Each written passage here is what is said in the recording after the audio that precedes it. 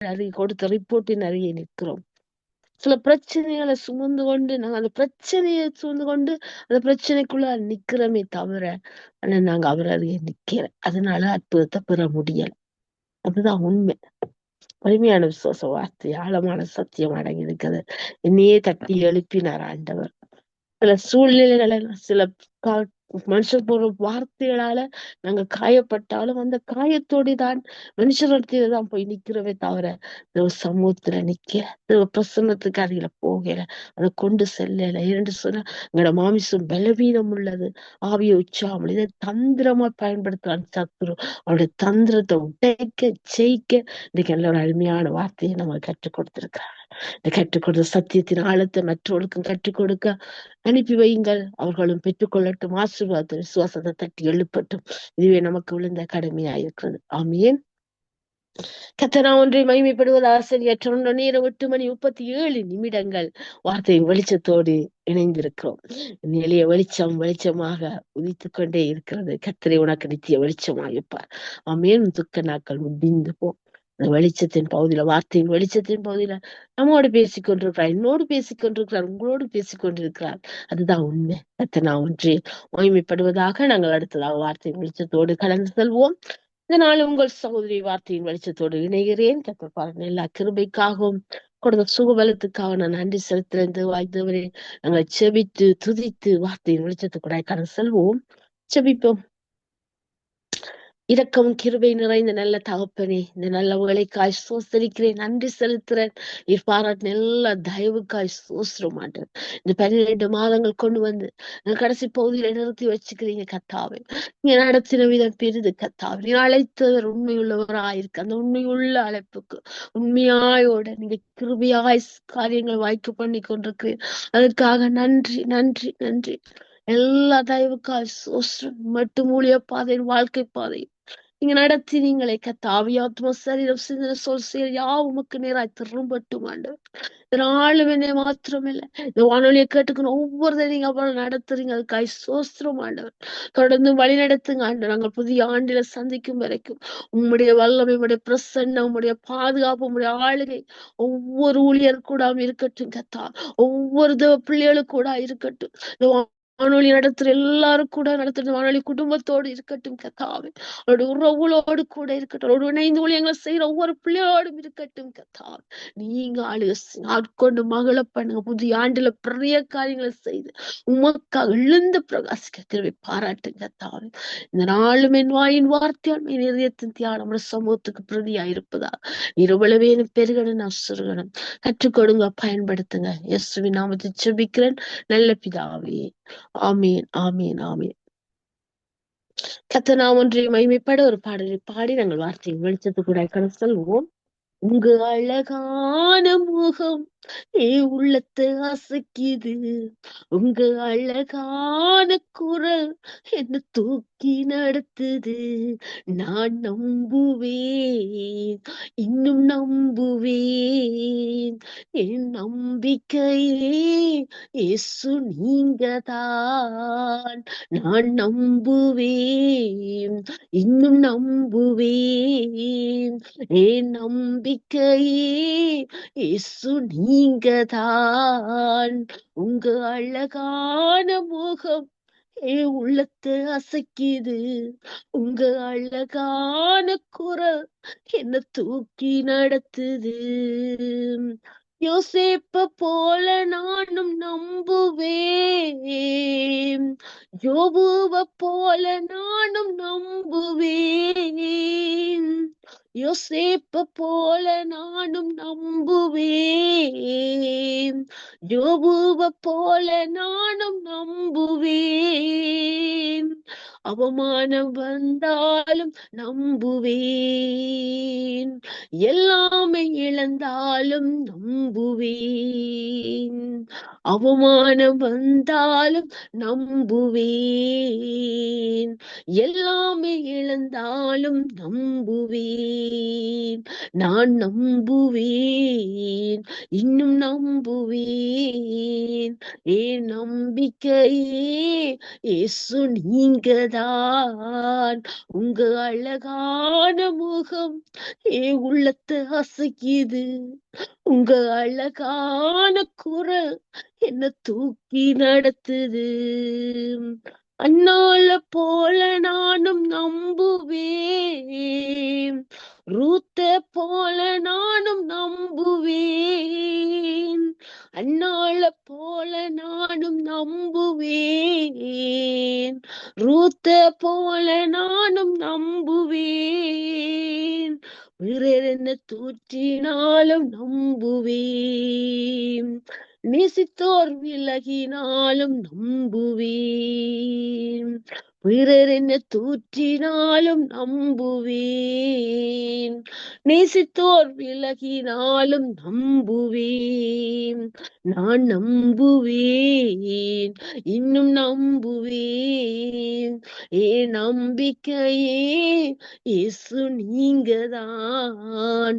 நான் நம்புவேன், இன்னும் நம்புவேன். ஏன் நம்பிக்கையே இயேசு நீங்கதான். உங்க அழகான முகம் உள்ளத்தை அசைக்குது.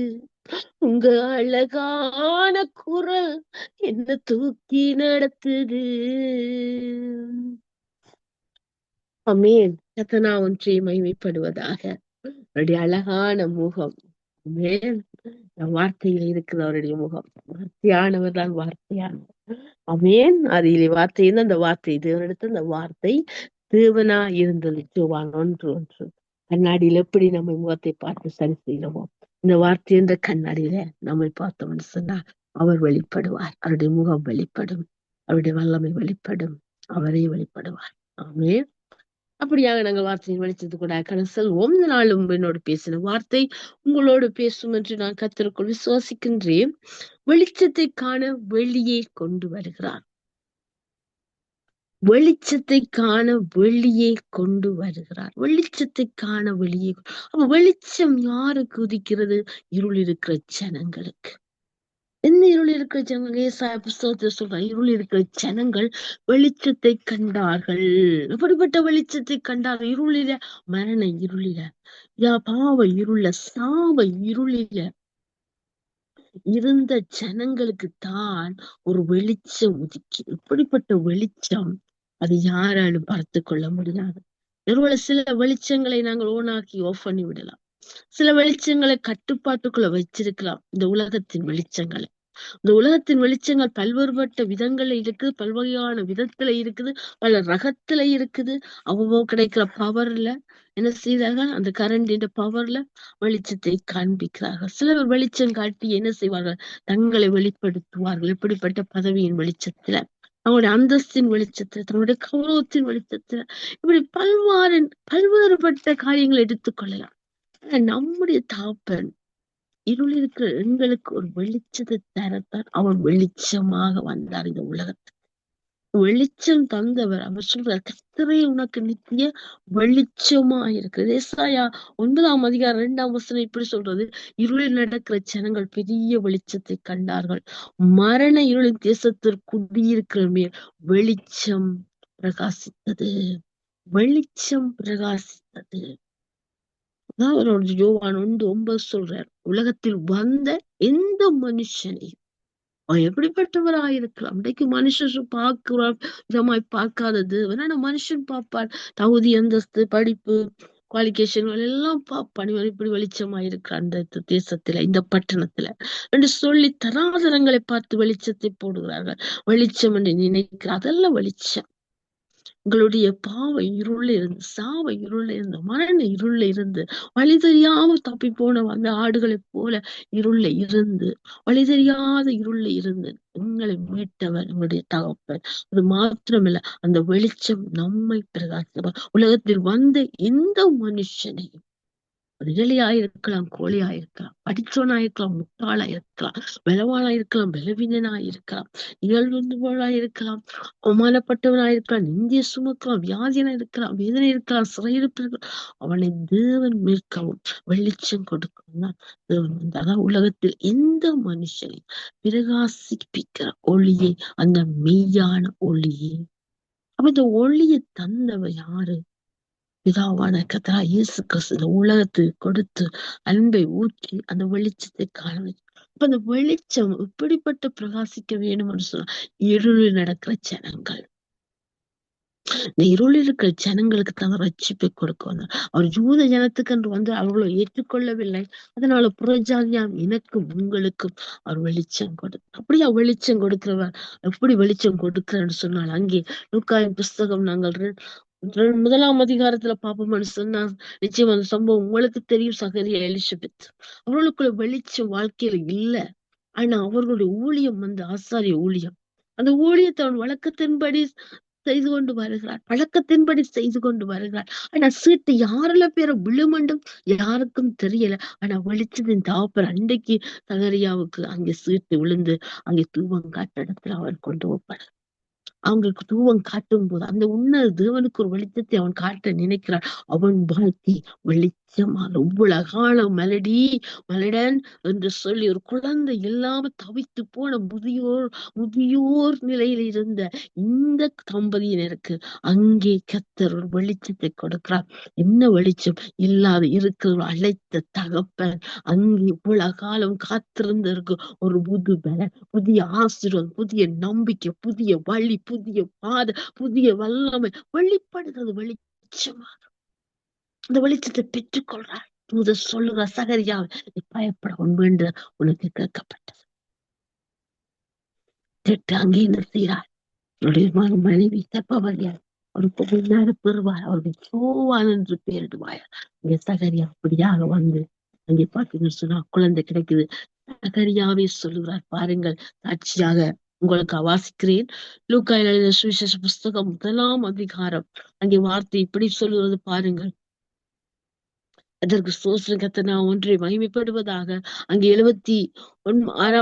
79ஆம் வசனத்தை பாருங்க, 78ஆம் வசனத்தை உங்களுக்கு வாசிக்கின்றேன். அந்த காலத்தில் மரணில் உட்கார்ந்திருக்கிறதுக்கு வெளிச்சம் தரவும், நம்முடைய கால்களை சமாதானத்தின் வழியில் நடத்தவும், அவ்விரக்கத்தினாலே உன்னதத்திலிருந்து தோன்றிய அருணோதயம் நம்மை சந்தித்திருக்கிறது என்றான். அப்ப இங்க சகரியாவே சாட்சி கொடுக்கிறான் தன் பிள்ளையை குறிச்சு. எப்படிப்பட்ட வெளிச்சமா அவர் பாதைகளை சுவை பண்ணி அங்கே பரலோக மனம் திரும்புகள், பரலோக ராஜ்யம் சமீபித்திருக்கிறது என்று சொல்லி நீங்க மனம் திரும்ப என்று நான் உங்களுக்கு ஜலத்தினாலே ஞானஸ்நானம் என்று அங்கே இந்த பிள்ளை வளர்ந்து அப்படியா வெளிச்சத்தை கொடுக்கிறது. ஆனால் இங்கே தகப்பன் சாட்சி கொடுக்கிறார். அப்ப இந்த சாட்சி கொடுக்கறதுக்கும் சத்தியம் வெளிப்படுறதுக்கும் கொடுத்த வாக்குத்தத்தை நிறைவேற்றுறது கர்த்தர் எப்படிப்பட்ட வெளிச்சத்தை அங்க வெளிப்படுத்தினார் பாத்தீங்களா? வெளிச்சத்தை பெற்றுக் கொண்டவர்களா வெளிச்சத்தின் பிள்ளைகளா சாட்சி கொடுக்க முடியும். இந்த வெளிச்சத்தின் தன்மையை வெளிப்படுத்த முடியும். நான் உங்களுக்கு ஆரம்பத்திலே சொன்னேன், என்னோட அறையில் ஒரு வெளிச்சம் உதித்தது. அது நித்திய வெளிச்சம். கர்த்தர் யாக்கோபை மீட்டு இஸ்ரவேலை மகிமைப்படுகிறார். அந்த வெளிச்சம் உதித்தது நித்திய வெளிச்சமாய். அந்த வெளிச்சத்தை பெற்றுக்கொண்டு நான் தான் இன்னைக்கு வெளிச்சத்தில் நித்திய வெளிச்சத்துல இந்த வார்த்தையின் வெளிச்சத்துல வெளிச்சம் கொடுக்க கர்த்தர் கிருபை செய்தார் சாட்சியாக. அப்ப வெளிச்சத்தை பெற்றுக்கொண்ட சகரியா வெளிச்சத்தின் பிள்ளையை குறித்தும் இங்கே சாட்சி சொல்லுவார். அந்த காலத்துல மரண இருளும் உட்கார்ந்து இருக்க வெளிச்சம். அந்தகாரம் இது இருளின் அதிகாரம், சத்துருடைய திட்டம், சத்துருடைய கோட்டை, சத்துருடைய காரியங்கள், சத்துருவால் சேர்ந்த கூட்டத்தின் காரியம் எல்லாவற்றும் மரண இருளில் அந்த சத்துருவான் போற பாவ செயல்களால மரணம், அந்த மரணத்தில் உட்கார்ந்திருக்கு வெளிச்சம். சும்மா வெளிச்சம் இல்ல, அது நித்திய வெளிச்சம். வெளிச்சத்தின் நேரத்துல வார்த்தை வெளிச்சமாய் வெளிப்பட்டு கொண்டிருக்கு. அப்ப வெளிச்சத்தை காண வெளியே கொண்டு வருகிறார். எப்படி சகரியா கொண்டு வந்தார்? வெளியே கொண்டு வந்த உடனே அங்கே தூதனோடு அவர் உறவாடிப்பட்டு வெளியே வரும்பொழுது வாய் பேச முடியும் என்று அவருடைய அவிசுவாசம் மேற்கொண்டதுனால, இந்த அவிசுவாசம் மேற்கொண்ட காரியத்தின் திட்டத்தை நிறைவேற்றாம போவிடாதபடிக்கு, நிறைவேற்ற விடாம இவர் தடை பண்ணாதபடிக்குதான் வாயை கட்டி விட்டார். இதை ஜெயித்து நீ சாட்சி சொல்ல. இதை செய்து சாட்சி இந்த வெளிச்சத்தை பெற்றவர் வெளிச்ச சாட்சியா பிள்ளைக்கு பேரிட சுவானன்று எழுதினாரோ அந்த கணமே வெளிச்சம் வெளிப்பட்ட அவரே சாட்சி கொடுக்கிறார். இந்த பிள்ளை இப்படியா செய்ய வழியா ஆயத்தப்பட்டவர் இப்படிப்பட்ட வழியா அந்த ஆகாரத்தில் இருக்கிற வழியை மரண இருள் இருக்கிற வெளிச்சத்தின் வழியை வெளிப்படுத்தப்படுகிறது. வெளிச்சத்தை வெளிப்படுத்த வந்தார் முன்னாயத்தமாக. அடுத்தது பாத்தீங்கன்னு சொன்னா மரியாள் அதே அதிகாரம் 2ஆம் அதிகாரத்துல மரியாளுக்கு யோசேப்பு நியமித்தாலும் ஆனா தேவதூதன் அங்கே வெளிச்சத்தை கொடுக்கிறார். எப்படிப்பட்ட வெளிச்சத்தை கொடுக்கிறார்? ஒரு முதிர் வயதுக்கு உலகாலமும் குழந்தை இல்ல, அவர்களுக்கு ஒரு வெளிச்சம், கன்னியைக்கு ஒரு வெளிச்சம். எப்படிப்பட்ட வெளிச்சம்? உலகத்தையே வெளிச்சமாக்க வெளிச்சத்தின் தகப்பன் வெளிச்சத்தை அவள் கற்பத்துக்குள்ள வைக்கிறார். அப்படிப்பட்ட கற்பமாம் அது கன்னியை கற்பவதியாகி ஒரு குமாரனை பெருவாளன் இசாயத்திக்கு சொன்ன வார்த்தை நிறைவேறும்படியாக அங்கே வெளிச்சம் வெளிப்படுகிறது. கற்பத்தின் கனியாய் மரியாதை வாய்ச்சி நினைக்கிறார். திருதூதன் அவளை நோக்கி அங்க பாருங்க, திருதூதன் சொல்லும் பொழுது மரியாளுக்கு என்னது இது எப்படி நடக்குமா இன்னும் நடக்க தெரியாது. ஆனா மரியாள் என்ன செய்யறா? இது திருநாள் எல்லாம் கூடும், திருநாள் எல்லாம் கூடும். உங்களுக்கு 2ஆம் அதிகாரம் 1ஆம் அதிகாரத்திலேயே அங்க என்ன செய்யறா? அங்க வெளிப்படுகிற கன்னி மரியாளுக்கு அங்க அவர் சொல்ற அவன் மரியாள் கண்டு அங்கே லூக்காவின் புஸ்தகம் 1ஆம் அதிகாரம் அங்கே 29ஆம் வசனம் அவளோ அவனை கண்டு அவள் வார்த்தையினால் கலங்கி இந்த வார்த்தைகள் எப்படிப்பட்டதோ அந்த சிந்தாங்க தூதன் தோன்றிக்க வெளிச்சம் உண்டாகுது, வெளிச்சம் உண்டாகுது, வெளிச்சம் உண்டாகி அங்க பாருங்க மரியாளோ பயப்படாதே, நீ தேவனிடத்தில் கிருபை பெற்றாய். இந்த கிருபைதான் அங்க வெளிச்சத்துக்கு வழியாட்டு. அவரு இல்லாத எனக்கும் உங்களுக்கு அவர் பாராட்டின ஒரு தயவுதான் கிருபை. அந்த தயவு எப்படிப்பட்ட கிருபையா அந்த வாசல் வெளிச்சத்துல வருது பாருங்க. ஒரு கன்னியை கற்பனை கன்னியை கற்பனை இன்னைக்கு அநேகர் துணியோ துஷன வார்த்தையை சொல்லிவிடும். எப்படியோ நம்ம பார்த்து அவமானப்படுத்த நிந்தைக்குள்ளாகிடுவார். சஞ்சலங்கள் பெருகிவிடும், சமைப்பு பெருகிடும். ஆனா அந்த காலத்துல பாருங்க இப்படிப்பட்ட தேவ திட்டம் நிறைவேற தேவ சித்தத்துக்கு தங்களை அர்ப்பணித்து இப்படியாக வெளிச்சத்தின் பிள்ளையை பெற்றெடுத்தால் பாத்தீங்களா மரியா. அந்த மரியா சொல்றா தேவதூதனுக்கு, இது எப்படியாகும் புருஷனானீங்க, இது இது தேவன், இது மனுஷ தேவனால கூட அந்த காரியம் ஒன்றுமே இல்லை. புஸ்தகம் 1ஆம் அதிகாரம் நீங்க பாத்தீங்கன்னு சொன்ன 37ஆம் வசனம் சொல்லுது, இது தேவனால கூட அந்த காரியம் ஒன்றுமே இல்லை. அடுத்து அவன் சொல்றா 38ஆம் வசனத்துல, இதோ நான் ஆண்டவருக்கு அடி உம்முடைய வார்த்தைப்படி எனக்கு ஆக்கணவன் என்றார். அப்படியே அந்த வார்த்தையின்படி கேட்பவழியா அங்கே பிறகு பாத்தீங்கன்னா சம்பவம் அங்கே மேரி எலிசபெத்தை சந்திக்க போறா. அங்க வெளிச்சத்தோடு உறவாடும் போது பிள்ளை துள்ளிச்சு என்று பார்க்கிறோம். இந்த பிள்ளை துள்ளிச்சுதான், களிப்புண்டாயிடுச்சு. அங்கே பாருங்க வெளிச்சத்தின் பிள்ளை வெளிச்சத்தை கண்ணோன்னா வெளிச்சம் இன்னும் வெளிச்சம் ஆயிடுச்சு, மகிழ்ச்சி உண்டாயிடுச்சு. அந்த வெளிச்சத்தின் சந்தோஷத்துக்கு அளவே இல்லாம போயிடுச்சு. லூக்காவின் புஸ்தகம் 1ஆம் அதிகாரம் இங்க பாத்தீங்கன்னு சொன்ன உங்களுக்கு வாசிக்கின்றேன், 44ஆம் வசனத்தை வாசிக்கின்றேன். இதோ நீ வாழ்த்தின சத்தம் என் காதில் விழுந்தவுடனே, எலிசபெத் சொல்றா பாருங்க, காதில் விழுந்தவுடனே என் வயிற்றுள்ள பிள்ளை களிப்பாய் துள்ளிச்சு. பாத்தீங்களா? களிப்பாய் துள்ளி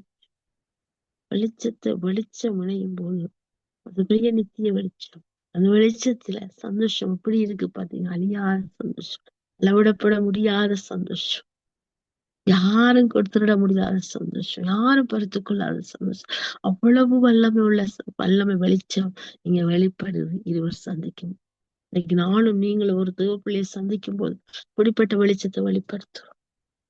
அவங்க எப்படி கேட்கும்போது நாங்கள் எப்படி பதில் சொல்லுவோம்? கத்தருக்குள்ள நம்ம மகிழ்ச்சியாய் கத்தரங்களை ஆசிர்வச்சிரு, கத்தரங்களை நடத்துரு, கத்தருடைய கிருபைகளை தாங்க. சந்திக்கும் போது பிள்ளை உறவாடும் பொழுது அவர்கள் சந்தோஷப்பட நாமல் அவருடைய சந்தோஷத்துல கழிவுற தேவனுடைய மகிழ்ச்சி வெளிச்சமாய் வெளிப்படுதலாம். அதே மாதிரி அங்கே வெளிச்சத்தை காண சிம்மியோன கூட அங்கே என்ன செய்தார்கள்? அங்கே வெளிச்சம் ஆவியின் ஏவுதலால அவர் வருகிறார். அந்த இடத்துல பிள்ளையை தூக்கி என்ன செய்ய ஆசீர்வதிக்கிறார். பாருங்க, ஆசீர்வாதம் வெளிச்சம் எப்படி வெளிச்சமா மாறுதுன்னு பார்த்தீங்களா? இப்படியான ஆண்டவரே உமது வார்த்தையின்படி உமது அடியேனை இப்பொழுது சமாத்துறோம். அவ்வளவு காலம் ஒரு மரணத்துக்குள்ள அவ்வளவு காலம் காத்திருந்தது வெளிச்சத்தை பெற்றுக்கொள்ள, வெளிச்சத்தை காணும். அங்க அவர் பாருங்க, உங்களுக்கு வாசிக்கிற லூக்கா 2 அங்க 7 அவன் ஆவியிலே ஏவுதலினாலே தேவாலயத்தில் வந்திருந்தான். இயேசு என்னும் பிள்ளைக்காக நியாயப்பிரமாணம் முறைமைப்படி செய்வதற்காக தாயின் தகப்பன் அவரை உள்ளே கொண்டு வருகையில அவன் அங்கே அவரை தன் கைகளை ஏந்தி கொண்டு தேவனை ஸ்தோத்திரித்த, ஆண்டவரே ஒரு வார்த்தையின்படி ஒரு அடியன் இப்பொழுது சமாதத்தோட போக விடுகிறேன். வெளிச்சம் வெளிச்சம் கொடுக்க இந்த வெளிச்சத்தை காண ஆவியான ஏவுதனால் அங்க இந்த வார சிங்கம் அங்க வரும்போது அங்க அவருக்கு அதுக்கு பிறகுதான் சொல்ற, இப்பொழுது என்ன சமாளிடா கொடுத்த வாக்குத்தத்தை நிறைவேற்று. ஒரு அவ்வளவு காலம் காத்திருந்தார், பெற்றுக்கொண்டார் வெளிச்சம், கண்டு கொண்டார் வெளிச்சம், நித்திய வெளிச்சத்தை. இதே போலதான் இன்னொரு சிறிய உதாரணத்தை பார்த்து நாங்க செபிப்போம். மார்க்கு சுவிசேஷ புஸ்தகம் 8ஆம் அதிகாரத்துல அங்கே பாத்தீங்கன்னா வெளிச்சத்தை காண வெளியே கொண்டு வர அங்கே ஒரு குருடனை அங்க அவரை தொட்டு சுகமாக்கும்படியாக அவரை வேண்டிக் கொண்டார்கள். அந்த பகுதியை நீங்க வாசிப்பேன். மார்க்கு 8ஆவது அதிகாரம் அங்க 22ஆம் வசனம் முதல் 25 வசனங்கள் நீங்க வாசிப்பீங்கன்னு சொன்னா, அங்கே ஒரு வசனத்தை உங்களுக்கு வாசிக்கிற. பின்பு அவர் பெத்சாயிதா ஊருக்கு வந்தார். அப்பொழுது ஒரு குருடனை அவரிடத்தில் கொண்டு வந்து அவனை தொடும்படி அவர் வேண்டிக் கொண்டார்கள். அவர் குருடனை கையை பிடித்து அவனை கிராமத்துக்கு வெளியே அழைத்து கொண்டு போய் வெளிச்சத்தை காண வெளியே அழைத்து கொண்டு போற. இன்றைக்கு சில வெளிச்சத்தை காண கர்த்தர் அந்த சூழ்நிலையை விட்டு நம்ம வெளியே கொண்டு வர. நீ சூழ்நிலையை பார்த்து சோர்ந்து போகாத, இந்த பேச்சை கேட்டு நீ சோர்ந்து போகாத, இந்த காரியத்தை குறித்து கலங்காத. இந்த சூழ்நிலையை விட்டு, இந்த பிரச்சனையை விட்டு, இந்த வியாதியை விட்டு, இந்த பலவீனத்தை விட்டு, நீ பார்க்கிற இந்த பார்வை, இந்த பலவீனத்தை விட்டு, இந்த காரியத்தை விட்டு நீ வெளியில வா, வெளியில வா. வெளியில வர முதல் என்ன செய்றார்? தெரிந்து கொள். நீ வெளியில வரணும், நீ வெளியில வரணும். வெளியில வந்து அடுத்து என்ன சொல்ற? தன்னை பார்க்க, உன்னோட சமூகம் கூட்டத்தோட நின்று நீ பார்க்காத.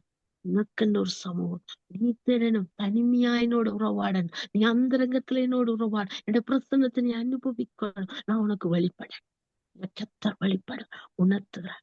வெளிச்சத்தை காண வெளியே கொண்டு வர அந்த மனுஷ கூட்டத்துல அல்ல, நீ வெளிச்சத்துல வெளியே கொண்டு வந்து அந்த சூழ்நிலையை விட்டு. இவ்வளவு காலம் நீ குருட்டு பார்வையில பார்த்த, இருள பார்த்த, ஜனங்களை சார்ந்திருந்த, ஜனங்களோடு சொல்றத கேட்டு நீயும் கோப்பி பண்ணி கொண்டு நடந்த. அப்படி அல்ல உன் வாழ்க்கை. உனக்கு விசேஷித்தமான தெரிய வச்சுக்க, உனக்கு ஒரு விசேஷித்தமான வல்லமை வச்சுக்க, உனக்கு ஒரு விசேஷித்தமான அழைப்பை வச்சுக்க, உனக்கு ஒரு விசேஷித்த வரங்களை வச்சுக்கிறேன், கனிகளை வச்சுக்கிறேன்.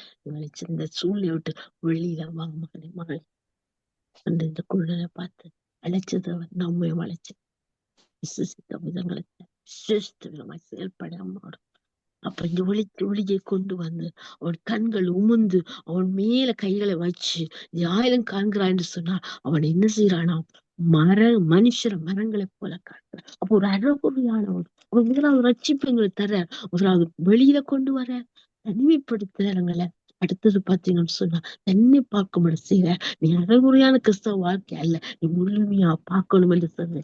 அவர் சொல்ற, நீ மீண்டுமாக அந்த வசனத்தை உங்களுக்கு வாசிக்கின்றேன். 25ஆம் வசனம். பின்பு அவர் மறுபடியும் அவன் கண்களிலே கைகளை வைத்து அவனை ஏறிட்டு பார்க்கும்படி செய்தார். அப்பொழுது அவன் சொஸ்தமடைந்து யாவரை தெளிவாய் கண்டார். தெளிந்த பார்வை சொல்ல எனக்கும் உங்களுக்கு அவரோட சமூகத்துல நாங்க ஆவிக்குரிய கண்கள் திறக்கப்பட்டு இந்த வார்த்தையின் வெளிச்சத்தை காண வெளிப்பாடுகளை பெற்றுக்கொள்ள ஆவியின் வல்லமை வெளிப்பட ஆவியானவர் நமக்கு போதிக்க இந்த தெளிவான பார்வை, இந்த தெளிவான பார்வை நாங்கள் பெற்றுக்கொள்ள ரட்சிப்பை பெற்றுக்கொண்டோம் என்று அதுவே போதும் என்று நான் குந்திருந்தது போதும். வெளிச்சத்தை காண வெளியே கொண்டு வர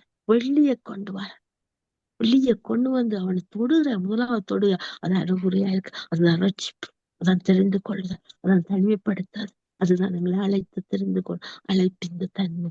அடுத்த தடவை தொடுகிற முழுமையா நிரப்பி பயன்படுத்த நீ முழுமையான வெளிச்சத்தை காண, வார்த்தை வெளிச்சத்தை காண, வெளிப்பாடு பெற்றுக்கொண்டு என்னை உங்களை அழைச்சி நிரப்பி பரிசுத்தாவினால் அவருக்கு பயன்படுத்துற கருவியா மாற்றி நடத்த. அப்படியா அங்கே என்ன செய்ய? இந்த குருடனுக்கு தெளிவான அதே போல எங்களுக்கும் எங்களோட ஆவிக்குரிய ஜீவிதத்தில் தெளிவான புதிய பாதை, புதிய வெளிச்சம், புதிய வல்லமை, இந்த புதிய ஆண்டுக்குள்ள நாங்க செல்லப்போம். அப்படிப்பட்ட ஆவிக்குரிய வளர்ச்சி நமக்கு வேணும் என்று சொல்லி அவரே சார்ந்திருந்து அவர் தெரிந்து கொண்ட அந்த பாதையின்படி அவரை பார்க்கும்படி அவருடைய சமூகத்துல நானும் நீங்களும் காத்திருந்து பெற்றுக்கொள்வோம். புதிய ஆசீர்வாதத்தால் நிரம்புவோமா? கேட்டுக்கொண்ட வார்த்தைக்கு அர்ப்பணித்து ஜெபிப்போம். ஸ்தோத்திரம் ஆண்டவரே, நல்ல தகப்பனே, இதனால அருமையான பாடங்களை கற்றுக் கொடுத்திருக்கிறார். தகப்பனே, வெளிச்சத்தை காண சகரியாக்கள் சுபத்துக்கு உலகாலமும் முடியாது என்ற இந்த வாக்கைய நீங்க ஆசீர்வத்து கொடுத்தது.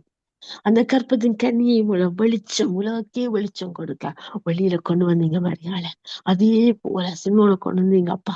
உலகாலம் காத்திருந்த அந்த ரட்சணிய சந்தோஷத்தை பெற்றுக்கொள்ள வெளிச்சத்தின் தகப்பன் வெளிப்பட்டு அப்பா உண்மையை ஆசிரியத்து தன்னுடைய சமாதானத்துக்குள்ள கொண்டு போச்சுகிறேன். அந்த வெளிச்சத்தை கொடுத்த தகப்பன் அந்த குருடரின் பார்வையை கொடுத்து அப்பா வெளிச்சத்துக்குள்ள வெளியே கொண்டு வந்து காண வச்சிரேன். அதே போல இன்றைக்கு நம்முடைய சூழ்நிலை துவைந்தாலும் நாங்க அந்த சூழ்நிலையை விட்டு உங்களுடைய சமூகத்துல நின்று உம்முடைய வெளிச்சத்தை பெற்றுக்கொண்டு ஆவியின் கண்கள் வெளிப்பட ஆவியின் கண்கள் திறக்கப்பட்டு வார்த்தையின் வெளிச்சத்தை காண வெளிப்பாடுகளுக்கான வெளிச்சத்தில் நிரம்ப வார்த்தை வெளிச்சத்தில் நனிய அப்பா அவனோட பிரசன்னத்துல இன்னும் ஊழ் எழும்ப இந்த புதிய ஆண்டுகளும் புதிய வெளிச்சத்துக்குள்ள நடத்தட்டு மாட்டார் அட்டுக்குரிய அல்லாண்டவரை உண்மை முழுமையா பெற்றுக்கொள்ள முழுமையா உமக்குள்ள வளர இருவைத்தார்.